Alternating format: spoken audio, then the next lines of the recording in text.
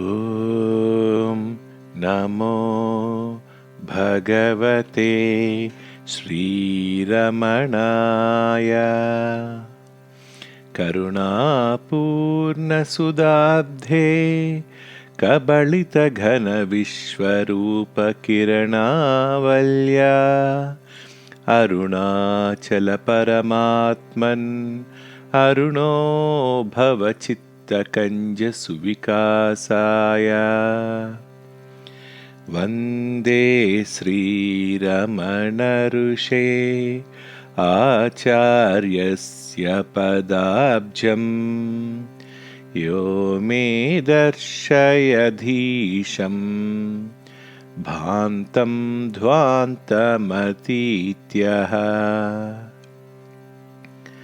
अखण्डसच्चिदानन्दे परब्रह्मण्यलौकिके विलसन्तं गुरुं नौमिं सर्वदा हृद्यहं भजे. Day by Day with Bhagavan, episode number 15, 29/4/1946 afternoon. Mr. Nanavati asked Bhagavan, what is the heart referred to in the verse in Upadeshasaram where it is said abiding in the heart is the best karma, bhakti and jnana? Bhagavan: that which is the source of all, that in which all live, and that into which all finally merge is the heart referred to. Nanavati: how can we conceive of such a heart? Bhagavan: why should you conceive of anything? You have only to see wherefrom the eye springs.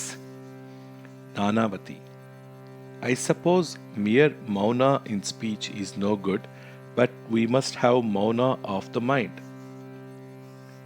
Bhagavan: of course.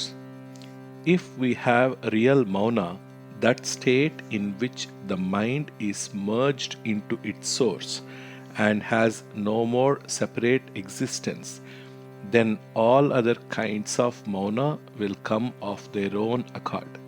That is, the mauna of words, of action, and of the mind or chitta.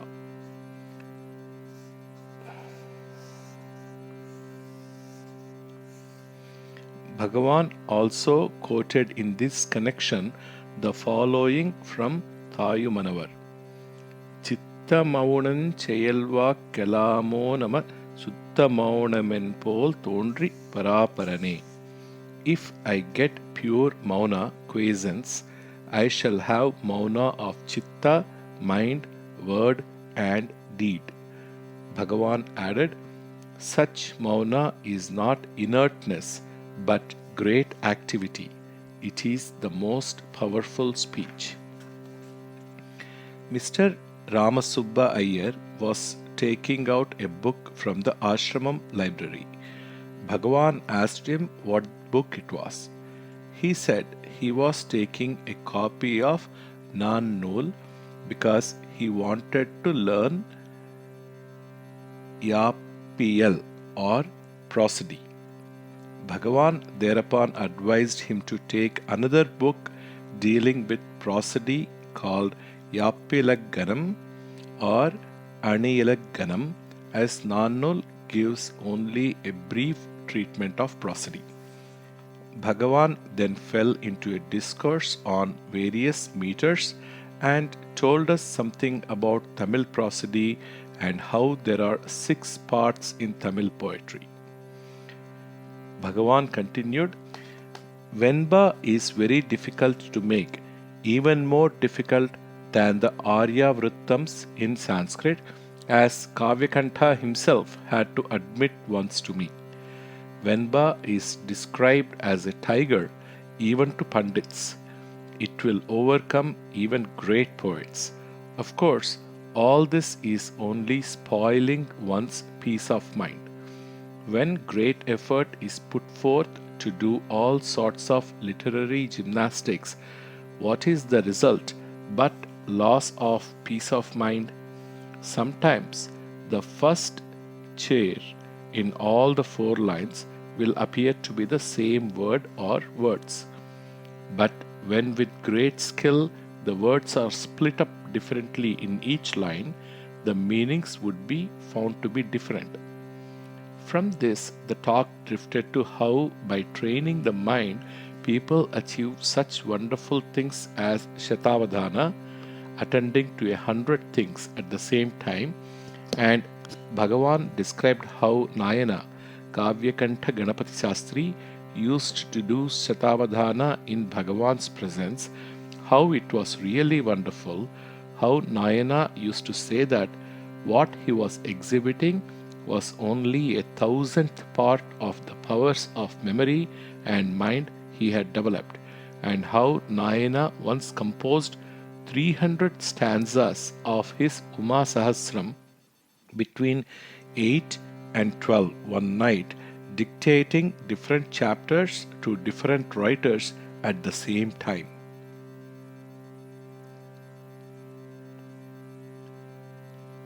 2:46 morning. A visitor asked, I have been visiting various shrines in a pilgrimage and worshipping various images. What exactly is God's true form? Bhagavan. The only thing to know is that there is an entity who is in all these forms but who is not these forms. We see the one in the many. We see the one as many, the formless in the forms. In the afternoon, TPR asked Bhagavan where the Und Kudichan Chilai, the name of a spring, is on the hill, and Bhagavan described the locality and said it was first shown to him by a woodcutter. Bhagavan continued, in those days I used to go all by myself. For answering calls of nature, I used to stroll along, taking no water with me, but going wherever water may be available. It was on one such occasion, on one morning, that I came across the banyan tree, of which I have spoken often. As I was walking in the bed of a hill stream, I saw a big banyan tree on a boulder with big leaves, and crossing the stream, I wanted to get to the other bund and view from there this big tree. When I accidentally put my left foot near a bush on the way to the other bank, the hornets clustered round my left leg up to the knee and went on stinging. They never did anything to my right leg. I left the left leg there for some time so that the hornets could inflict full punishment on the leg which had encroached on their domain. After a time, the hornets withdrew and I walked on. The leg got swollen very much, and I walked with difficulty and reached Yelu Sunai, 7 Springs, about 2 a.m. And Jedaswami, who was camping there then, gave me some buttermilk mixed with jaggery, which was all that he could provide by way of food. This is what actually happened. But afterwards, people have gone and written that I had purposely set out to explore and find out the banyan tree described in the Purana as the one on the northern peak of the hill where Arunachala is said to be residing as a Siddha. I never had any such idea. When I saw for the first time a remarkable banyan tree on a huge and precipitous boulder, I was prompted by curiosity to have a look at it. Meanwhile, the hornets stung me and I forgot all about the tree. In the afternoon, a European walked into the hall, sat in a corner, and walked away after a few minutes. Bhagavan turned to me and asked me if I didn't know him. I told Bhagavan I had seen him here before, but I had forgotten his name. He is a friend of Mr. McIver, Bhagavan said. His name is Evelyn. His wife, don't you know he married that Parsi girl who used to come and stay with Mrs. Talayar Khan, has written to Vishwanathan to look after her husband, saying he had come out of the hospital and that he is better now. 5:46 afternoon. Mr. Kasturi Chetty brought news that Ganapati Shastri had passed away that morning and that hernia was the cause. Talking about G. Shastri, Bhagavan said he was a great friend of Grant Duff, that he was a great lover of books, and that he would promptly buy, not necessarily read, all good books that came out and kept them in the library. Bhagavan said some rare books which could not be got elsewhere were available with him. Mr. TPR said Bhagavan was once waylaid and taken to G's house to see the library he had collected. Bhagavan said it was he who got the Ramana Gita written in Nagari characters. Nayana wrote it down in Telugu characters. Evening. About 2 days ago, 4 books in French were received from Swami Siddheswarananda in Paris. In the letter, Swami wrote, I hope the French devotee Mrs. Sain is still there. I meet her friends here. If she is there, she may be able to tell Bhagavan about the references in those books to Bhagavan. So Bhagavan asked me to give those books to Mrs. Sain for perusal. This evening she came and said, in these books, reference is made to Bhagavan as a perfect Sthita Prajna, though some other words in French are used for Sthita Prajna. Thereupon, Bhagavan read out to her the verses in Viveka Chudamani from the English translation, which describes a Sthita Prajna. Bhagavan also told us how the Bhagavad Gita describes the same man as Sthita Prajna in chapter 2, later on in dealing with Bhakti as Bhagavad Bhakta, later still as Gunatita or beyond Gunas. This Bhagavan said when I read in Viveka Chudamani the verses that follow those that describe a Sthita Prajna. These deal with the Jivan Mukta, one liberated while yet alive. A Sthita Prajna is described as one who has attained steady illumination in Viveka Chudamani. I asked Bhagavan if these terms were not intended to denote the same class. It was then that Bhagavan referred to the Gita passages.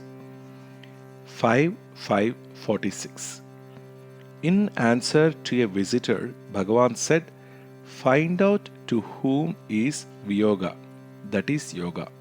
Yoga is common to all paths. Yoga is really nothing but ceasing to think that you are different from the self or reality. All the yogas, karma, jnana, bhakti, and raja, are just different paths to suit different natures with different modes of evolution and to get them out of the long cherished notion that they are different from the self. There is no question of union or yoga in the sense of going and joining something that is somewhere away from us or different from us, because you never were or could be separate from the self. In the afternoon, I showed Bhagavan the passage in today's Sunday Times where Dr. T.M.P. Mahadevan in his radio talk quotes Sri Shankara's reference to his own experience as proof of the existence of the Jivan Mukta and about the controversies concerning various kinds of mukti. He read out passages from a Tamil book called Advaita Unmai, the truth of Advaita, in which all doubts about the state of the Jivan Mukta are raised and answered.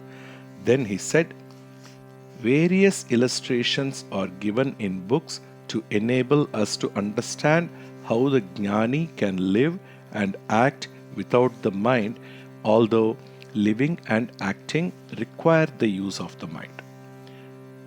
The potter's wheel goes on turning round even after the potter has ceased to turn it, because the pot is finished. In the same way, the electric fan goes on revolving for some minutes after we switch off the current. The prarabdha which created the body will make it go through whatever activities it was meant for. But the Jnani goes through all these activities without the notion that he is the doer of them. It is hard to understand how this is possible. The illustration generally given is that the Jnani performs actions in some such way as a child that is roused from sleep to eat, eats but does not remember next morning that it ate. It has to be remembered that all these explanations are not for the Jnani. He knows and has no doubts. He knows that he is not the body and is not doing anything, even though his body may be engaged in some activity. These explanations are for the onlookers who think of the Jnani as one with a body and cannot help identifying him with his body.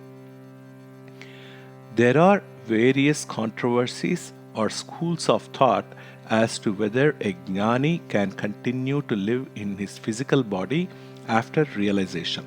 Some hold that one who dies cannot be a Jnani because his body must vanish into air or some such thing. They put forward all sorts of funny notions. If a man must at once leave his body when he realizes the self, I wonder how any knowledge of the self or the state of realization can come down to other men. And that would mean that all those who have given us the fruits of their self-realization in books cannot be considered Jnanis because they went on living after realization. And if it is held that a man cannot be considered a Jnani so long as he performs actions in the world, and action is impossible without the mind, then not only the great sages who carried on various kinds of work after attaining jnana must not be considered jnanis, but the gods also and Ishvara himself, since he continues looking after the world. The fact is that any amount of action can be performed and performed quite well by the jnani without his identifying himself with it in any way or even imagining that he is the doer. Some power acts through his body and uses his body to get the work done. Bhagavan has said the same on previous occasions also. He continued to speak about mukti and said, Mukti is not anything to be attained. It is our real nature. We are always that. It is only so long as one feels that he is in bondage that he has to try to get released from bondage. When a man feels that he is in bondage, he tries to find out for whom is the bondage, and by that enquiry discovers that there is no bondage for him but only for the mind, and that the mind itself disappears or proves non-existent when turned inwards instead of outwards towards sense objects. It merges into its source, the self, and ceases to exist as a separate entity. In that state, there is no feeling either of bondage or liberation. So long as one speaks of mukti, he is not free from the sense of bondage. The visitor who had asked about yoga in the morning, now pursued his questions further. Visitor: I did not quite grasp all that Bhagavan said this morning. What am I to do when the mind strays in various directions during dhyana? Bhagavan: simply draw the mind back each time it strays and fix it in dhyana. There is no other way. Bhagavan also quoted chapter 6, verse 26 from the Bhagavad Gita, which says the same thing. Visitor: then is there no use in pranayama, breath control? Should I not practice it? Bhagavan: pranayama is also a help. It is one of the various methods that are intended to help us attain ekagrata or one-pointedness of mind. Pranayama can also help to control the wandering mind and attain this one-pointedness, and therefore it can be used. But one should not stop there. After obtaining control of the mind through pranayama, one should not rest content with any experiences which may accrue therefrom, but should harness the controlled mind to the question, who am I, till the mind merges in the self. The visitor further asked whether in his meditation he could use forms and images of God and mantras. Bhagavan: yes, of course. All these things can help, or why should they be recommended in the books? Various things are prescribed to suit various natures. Each person must choose what seems easiest and appeals to him most.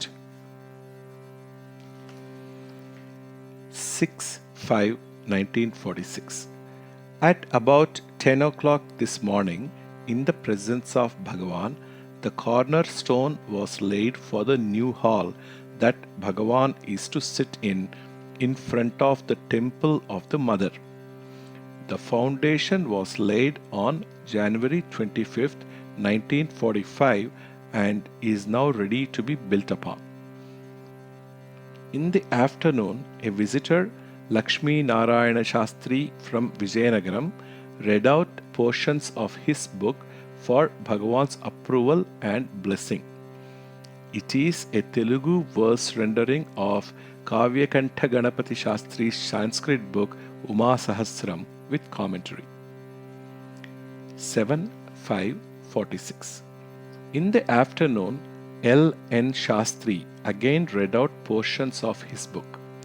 Bhagavan asked how much was already translated, and he replied only about 1 century.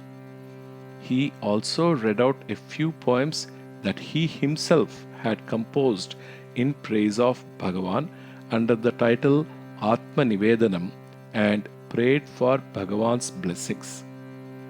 He told Bhagavan that he had applied to the publishers of the Sanskrit original that he was translating for permission to publish his translation, but the permission had not yet come. Bhagavan said, "It will come. There will be no difficulty." I could not judge these poems as they are in Telugu, but Nagamma tells me they are very good, and L. N. Shastri is a poet of some standing. 8/5/46. In the afternoon, there was the following talk with a young sadhu from North India. Sadhu: I want to know who I am. The Arya Samajists say that I am the Jivatma, and that if I purify the mind and buddhi, I can see God. I don't know what to do. If Bhagavan thinks fit, will Bhagavan please tell me what to do? Bhagavan: you have used a number of terms. What do you mean by Jivatma, mind, buddhi, and God? And Where is God and where are you that you should want to go and see God? Sadhu: I don't know what all these terms mean. Bhagavan: Then never mind what the Arya Samajists tell you. You don't know about God and other things, but you do know that you exist. You can have no doubts about that. So find out who you are. Sadhu: That is what I want to know. How can I find out? Bhagavan: Keep all other thoughts away and try to find out in what place in your body the I arises. Sadhu: But I am unable to think about this. Bhagavan: Why? If you can think about other things, you can think about I and where in your body it arises. If you mean that other thoughts distract you, the only way is to draw your mind back each time it strays and fix it on the I. As each thought arises, ask yourself, to whom is your thought? The answer will be to me. Then hold on to that me. Sadhu: Am I to keep on repeating who am I so as to make a mantra of it? Bhagavan: No. Who am I is not a mantra. It means that you must find out where in you arises the I thought, which is the source of all other thoughts. But if you find this Vichara Marga too hard for you, you can go on repeating I, and that will lead you to the same goal. There is no harm in using I as a mantra. It is the first name of God. God is everywhere, but it is difficult to conceive Him in that aspect, so the books have said, God is everywhere, He is also within you, you are Brahman. So remind yourself, I am Brahman. The repetition of I will eventually lead you to realize I am Brahman.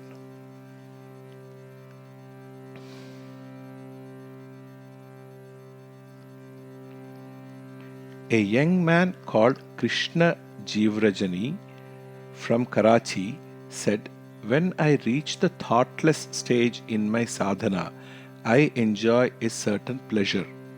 But sometimes I also experience a vague fear which I cannot properly describe. Bhagavan: You may experience anything, but you should never rest content with that. Whether you feel pleasure or fear, ask yourself who feels the pleasure or the fear, and so carry on the sadhana until pleasure and fear are both transcended and all duality ceases and the reality alone remains. There is nothing wrong in such things happening or being experienced, but you must never stop at that. For instance, you must never rest content with the pleasure of laya experienced when thought is quelled, but must press on until all duality ceases.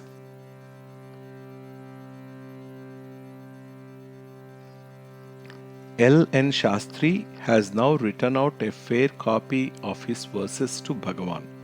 He read it out to Bhagavan and gave it to Bhagavan. He then said, I have stayed here for 3 days. If Bhagavan gives me leave, I shall go tonight. If not, I shall stay 2 days more. As usual in such cases, Bhagavan made no reply. He took leave of Bhagavan in the evening and departed. 9-5-46 Nagamma asked me to get her the Ashramam book in which Telugu poems are written so that she could copy in it those of L. N. Shastri. I took it out and gave it to her. Then I told Bhagavan, it seems that this L.N. Shastri is a great poet. Nagamma is all praise for his poems and tells me he is about the best Telugu poet who has come to Bhagavan for the past 5 or 6 years. G. Subbarao said, yes, I agree, he is a great poet.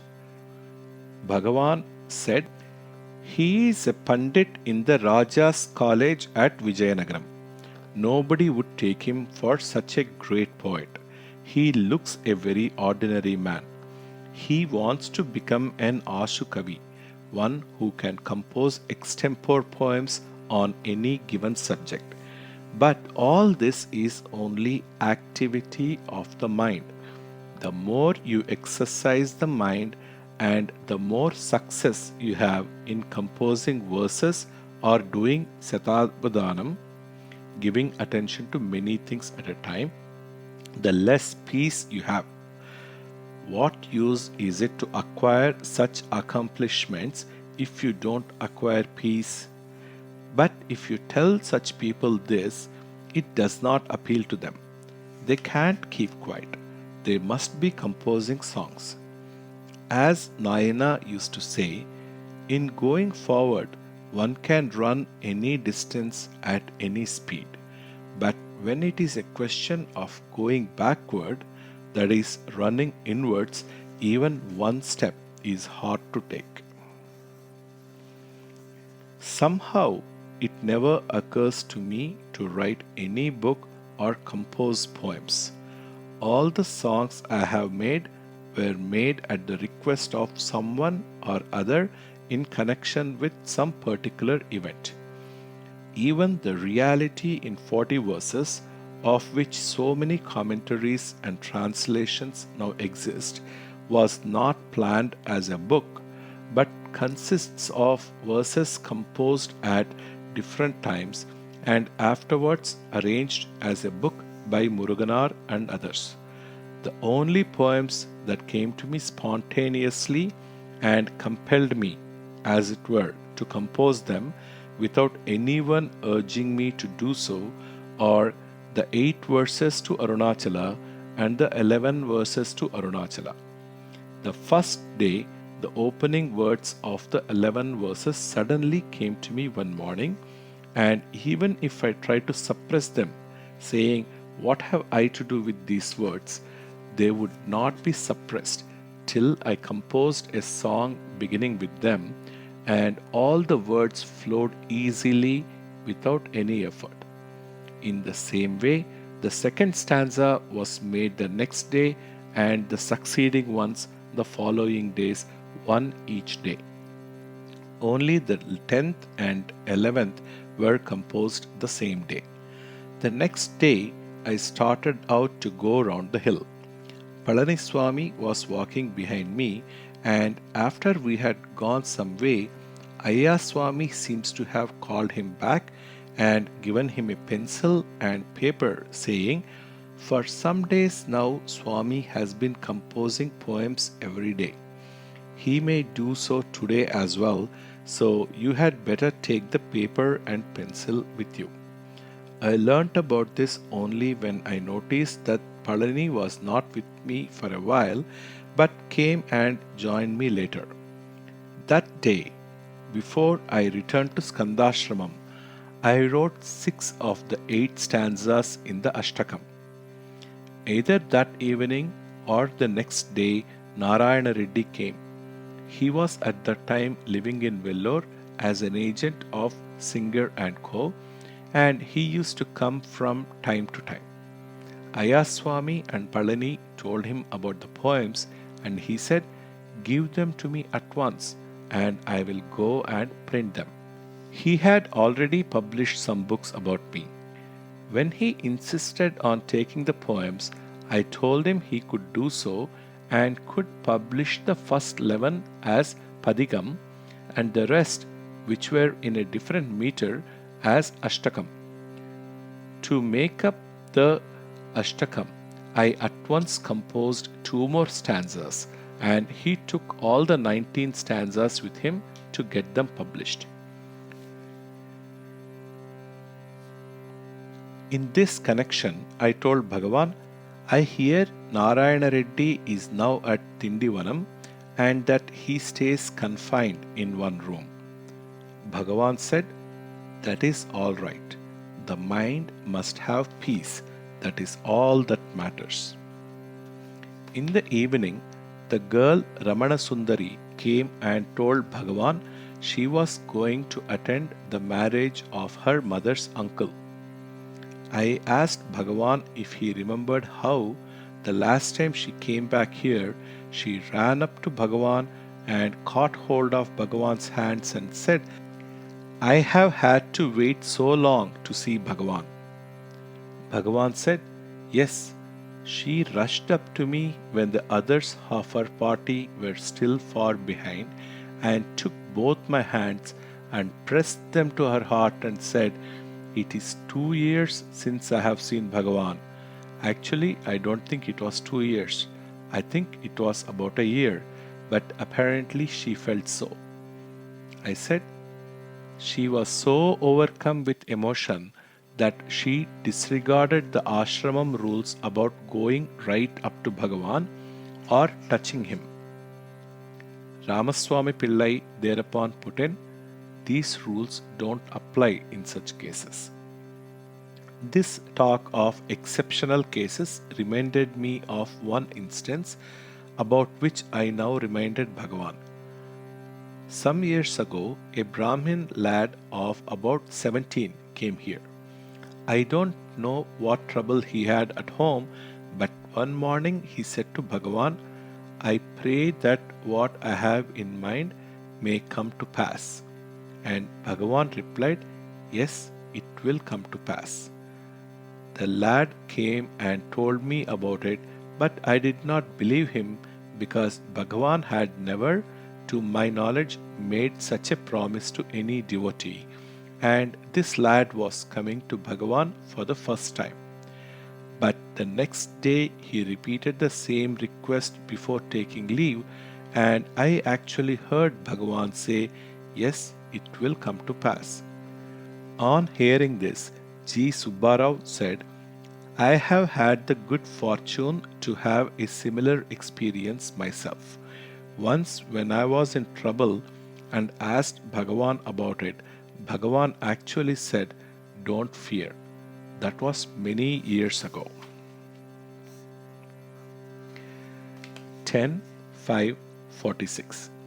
In the afternoon, Krishna Jeev Rajani said to Bhagavan, during sadhana, I feel that something in me is going up.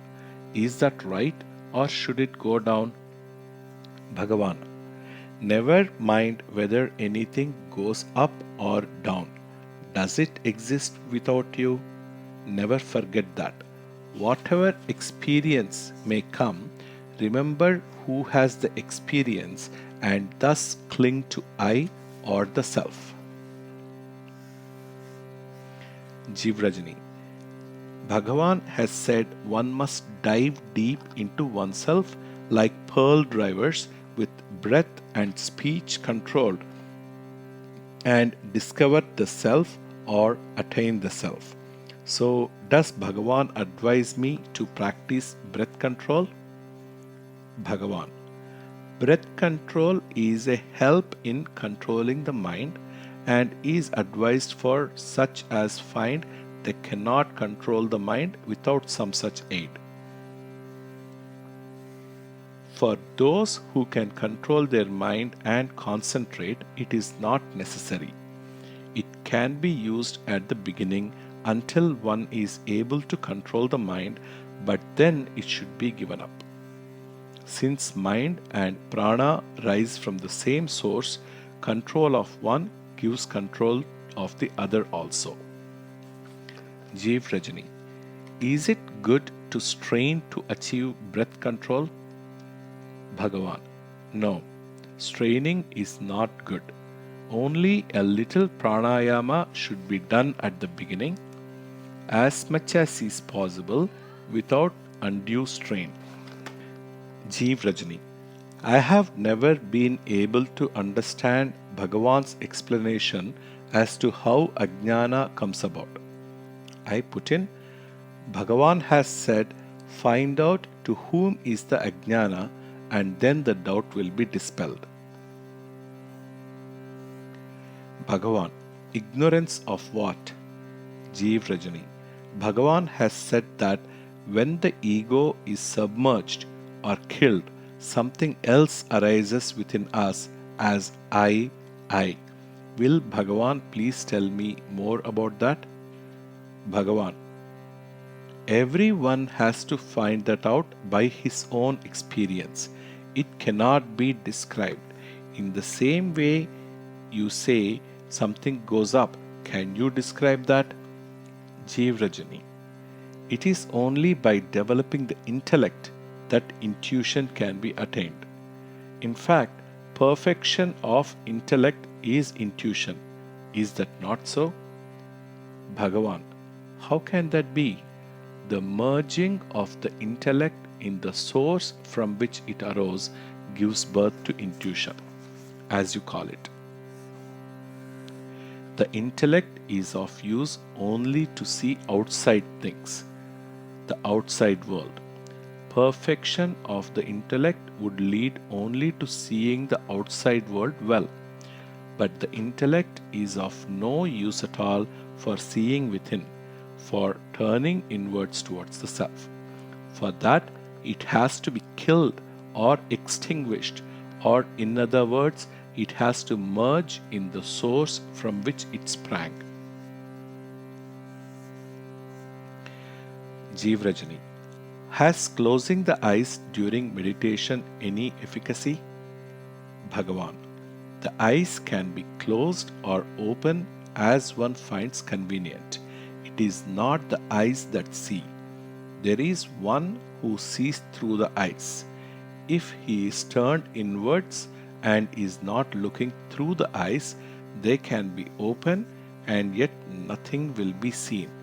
If we keep our eyes closed, it is the same to us whether the windows of this room are open or shut. Jeev Rajani.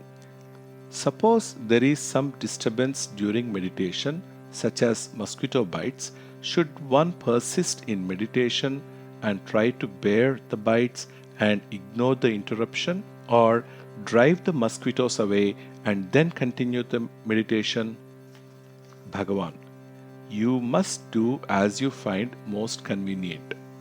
You will not attain mukti simply because you refrain from driving away the mosquitoes, nor be denied mukti simply because you drive them away. The thing is to attain one-pointedness and then to attain manonasa. Whether you do this by putting up with the mosquito bites or driving the mosquitoes away is left to you. If you are completely absorbed in your meditation, you will not know that the mosquitoes are biting you. Till you attain that stage, why should you not drive them away?